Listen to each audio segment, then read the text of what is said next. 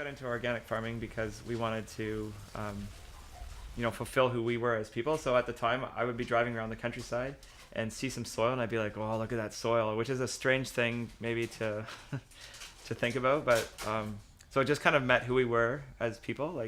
So Catherine, my wife, loves healthy food, loves cooking healthy food, and I like growing it. So we wanted to do those things, and also to provide like a quality product for people.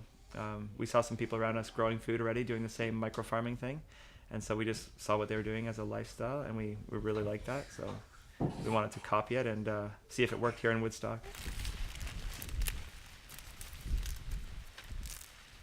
The reason I got into organic farming is simply because I wanted to help people, because I know there's a need for it.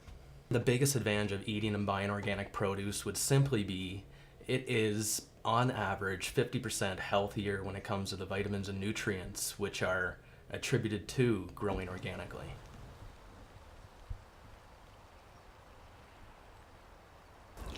So we're just washing and packing some leeks here for market tomorrow, the Woodstock market.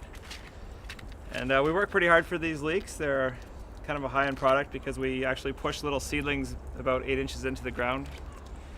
And we end up with a nice white shank, which is what you pay for in a leek. So, so these little bunches sell for $5 each. And people don't mind paying it because they're fresh and they taste good. So, but they are a lot of work. Yeah, harvest days start the day before usually, when I walk through the fields and kind of see where certain crops are at. Like in the height of summer, crops can grow so fast. So sometimes I'll just, if I have like a huge long row, I've got some 500-foot long rows, I don't walk to the back of them every day. But before our market harvest day, I'll have to like go through all the fields, see what's going to be ready, and kind of make a mental note of that. And so then on harvest day, we just get right to it. We bring a lot of crops in off the fields, just start harvesting into our little black bins, and we bring them up to the front of our farm to wash them. And then from there they go, if it's a really hot day, they'll go in a cooler. So that we just kind of wash everything, bag everything, get it ready, get it looking nice, take all the ugly leaves off, take all the weeds out of it, pick any slugs off if we see them, that kind of thing. So make it more presentable. The biggest challenge that we face as an organic farmer would be dealing with what we call flippers at the market. And it's simply people that go to the Toronto Food Terminal, buy a product, touch it for a day, and now I have to compete with that person purely based on price, or having that person having to have those customers say, well, I can get this product $2 cheaper from the person across from you. Why is that? It becomes really an education part. It's trying to get people to think differently how about their food.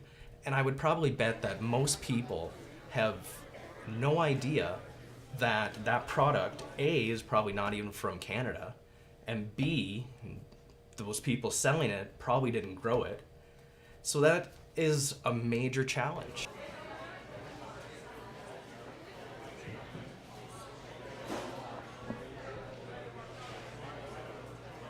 We started at the Woodstock Farmers Market. We started selling our produce at the farmers market because that was the only place we knew to sell vegetables initially, and we wanted to just to get our name out there. And so we knew that there was good traffic at the Woodstock Farmers Market. So we showed up, put up a table, had like $200 worth of vegetables on it, and probably went home with like $150 worth of vegetables at the end of the first day. But like slowly, it's kind of a relational food system, really. So a lot of selling vegetables at a farmer's market is just getting to know people and having them know our story and know where we come from and know our values in the food system. So it just took a while for us to build those relationships. I'd rather support somebody that I know and I know where the food's coming from. So that's why I shop at the farmer's market. They don't use pesticides, and that's a big thing for me. So yeah, support the local community.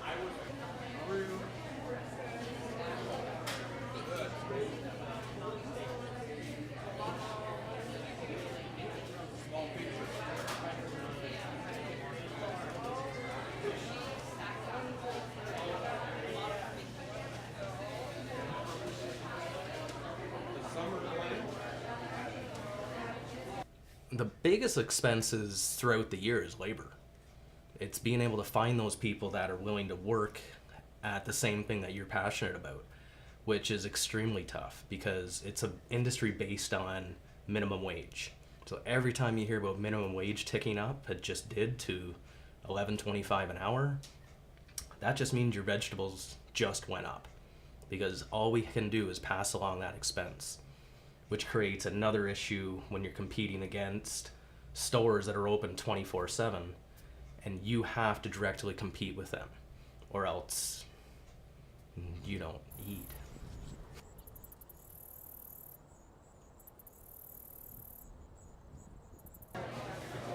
The prices, we can't worry about anything we can't control, and that is the prices grocery stores cost. We're not a grocery store. We can't provide loss leaders.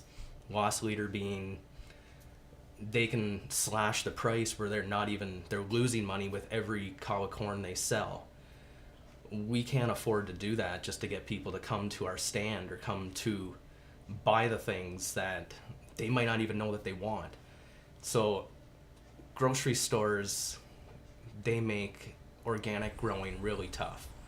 The only thing that they do is they do increase the price. That is because it is so much harder to get that one piece of vegetable to your table.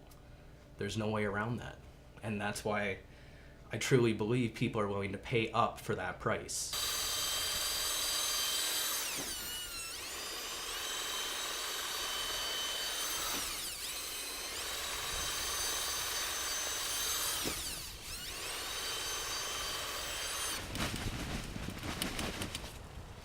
I think it's important to continue and just to continue like being that like a high quality farm there, so that people will come there instead of a grocery store, because our food, you know, I do go to the grocery stores and I see what's on the shelves there organically, and it's pretty ratty quite often. So I do think it's important to have a place where people can come and get really high quality stuff. So yeah, I think we'll continue. Yeah.